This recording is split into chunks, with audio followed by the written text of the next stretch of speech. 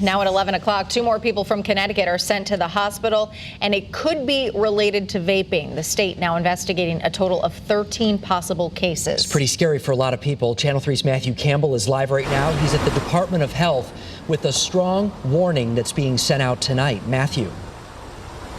Yeah, Mark and Aaron, vapes have been around for years, but the CDC is worried that these things could be this generation's cigarettes. And this is how it works. You have your vape. This is the pod. You put the vape juice in it, close it up, and you're ready to take your hit. But the state is worried that people are abusing their vapes and putting things other than this juice in it, and that's sending people to the hospital at an alarming rate. Bianca Nadeau started vaping at 18.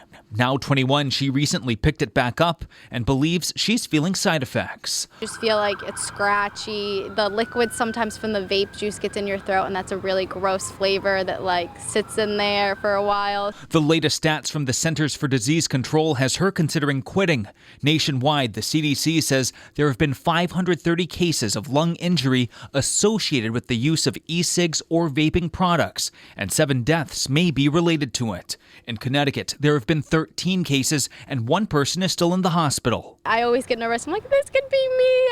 The state says at least here, 9 of the 13 cases have involved people putting THC in the vape. That's why they're warning vape users not to buy products off the black market and not to add anything to them at all. It's unclear what role THC additions played in the 530 national cases. That just even is more concerning. It's like, what are people putting in it now? From a parent's perspective, the hospitalizations are frightening, and they're now talking with their children the same way they used to sit them down to talk to them about drinking and drugs.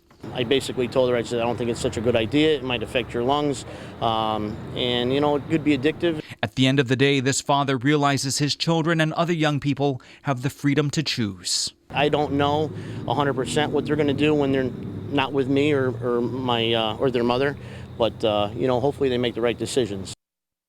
And even the young vapor at the start of our report urges herself and others to quit. And to put this into perspective, the CDC is now looking at how vaping may have played a role in these 7 deaths. But they do say that cigarettes contribute to the deaths of 480,000 people each year. That's the latest live here in Hartford tonight. Matthew Campbell, Channel 13 News.